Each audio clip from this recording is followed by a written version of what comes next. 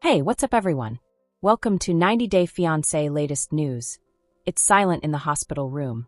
There is a faint humming sound from equipment next to the bed, and a pale fluorescent illumination from above. Tubes come out of the bend of her arm. A wet handkerchief is gently resting on her forehead. And in this quiet antiseptic cocoon, Julia Trubkina, who used to be a bright face of hope, love, and unpredictability on 90 Day Fiancé, sits still, caught in a fight her body never saw coming. The fever had begun like any other. Low quality, able to be managed, the kind you can ignore with tea and sleep. But Julia's body started to betray her after 24 hours. Her muscles hurt so much that they stopped working. With coughs that came in short bursts, her throat grew sore. Her legs shook because they were weak, and her eyes, which were typically bright and fiery, faded behind a layer of heat and tiredness. Doctors immediately figured out what was wrong with her: a viral fever and a bad respiratory infection. They told her it wasn't life-threatening yet, but her immune system was in a battle that it couldn't win on its own. She needed water, drugs, keeping an eye on things, being alone. Brandon Gibbs sat next to her in the chair. But this wasn't the Brandon that fans recalled. Not the anxious farm lad holding roses at the airport. Not the fiancé with big eyes defending her honor against pushy parents. This Brandon was less talkative, less social. He put his hand close to hers but didn't grip it. His eyes stayed on his phone, which was flashing with unread messages and Instagram feeds, but they never quite met hers. This narrative isn't just about a woman's disease. It's about a relationship that was falling apart long before the first cough. Julia and Brandon had been getting more and more tense for weeks, maybe even months. People who knew them well had seen the signs: short answers, running errands alone, and extended silences on long rides. They were two persons who had once crossed oceans for each other. But lately, they hadn't been able to meet in the middle in their own kitchen. There weren't any more big fights. That was a warning sign in and of itself. The roaring intensity that used to be there had turned into a deep quiet. People made their own choices. Sorry for the delay. Love not given. They weren't lovers who were having problems. They lived together but were in different oceans. Then Julia got sick. Brandon assumed it was a cold at first. He gave her a blanket and a bottle of orange juice. But the next day, she couldn't stand up. She fell down in the hallway between their bedroom and the bathroom, holding onto the wall for support. When she asked for aid, her voice broke. He took her to urgent care without saying a word. He didn't say she'd be fine. He didn't take her hand. He just went inside with the nurse. Julia's fever had gone beyond 103 by the time they got to the hospital. Her cough was deep, full of mucus, and wouldn't stop. Her eyes became glassy. She had a hard time talking. And still, she turned to Brandon, not for medical help, but for emotional support. He didn't give any. Doctors acted swiftly. Blood tests. Water. X-rays. Her lungs were swollen, but they weren't failing. Her pulse was faint yet steady. They told Brandon that she will get better. But they also talked about how emotionally far apart they were. One nurse gently asked if she had someone else to contact who was closer to her. Julia shook her head. And for the first time in years, she said softly, "I feel alone." Those words had nothing to do with the virus. They were about him. Julia's situation stayed the same for the next few days. The medicine started to work.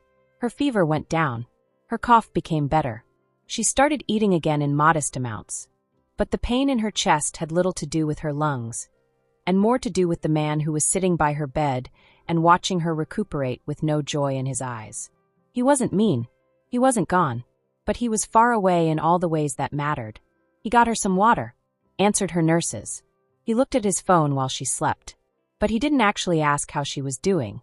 He didn't make fun of her, tease her, or brush her hair out of her face like he used to. He didn't say anything about the future or leaving home. He saw her become better, but he wasn't a part of it. Julia saw every bit of that subtle treachery. Julia asked the nurse who came in to change her for on the third night if she could be alone for a few minutes. Brandon nodded and left. She cried when he departed. Not from pain, not because of a fever, but the emptiness that had creeped in between them, frigid and suffocating, and now felt like a third person in the room. Julia had worked so hard to get this affection. She had given up her home, her job, her language, and her family for a promise. A life. A man who once told her, she was the most important thing in his life. Now she was in a hospital bed, and the same man couldn't look her in the eye for more than 10 seconds at a time. The world continued on outside. Other headlines were all over social media. Cast members posted selfies and deals with brands. Fans of 90 Day Fiancé wanted to know why Julia had stopped talking. It has been days since she posted. There were a lot of texts in her inbox saying, "Where are you? Are you all right?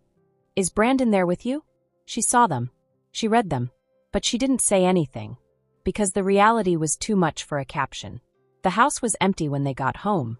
Their bed was still not made. The sink had Julia's favorite coffee mug in it. Without water, her plants drooped. And without her, it became evident that the home she had made in America was no longer a safe place. It was a museum of a life that had come to an end. Friends came to the hospital in short shifts. They brought flowers with them, food, books that she couldn't read yet. They wanted to know where Brandon was. "He is around," she would say. But he wasn't really. He was far away from her in every way.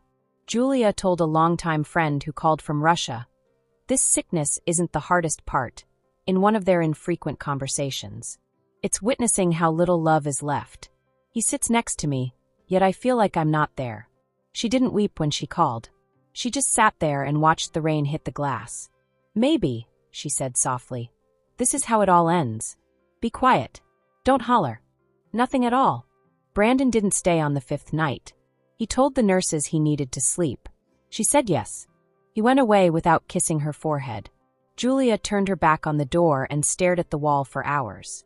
That night, she dreamed about bits and pieces of old memories, like the first time she landed in America, the moment he proposed, their first supper together, and the time they fought in front of the chickens and then laughed about it later. Now, everything seemed like it was from a different life. Her vital signs had been better by morning. The cough had gotten better. When he walked in, the doctor grinned. "She's making progress," he remarked. Julia said yes. But her eyes didn't smile.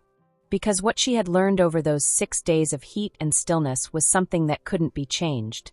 It's possible that she came to our country for love. But she would have to make her own way in the world.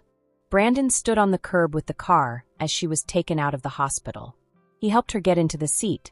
"Are you ready to go?" he inquired. "Yes," she said. That was all. No hug. Not a kiss. No heat. There are only 2 people heading home together, but they are worlds apart. She turned her head to the window and watched the trees go past in the car's stillness. And she knew. She would get well. But her marriage might not.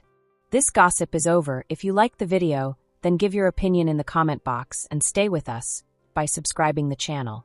Thank you.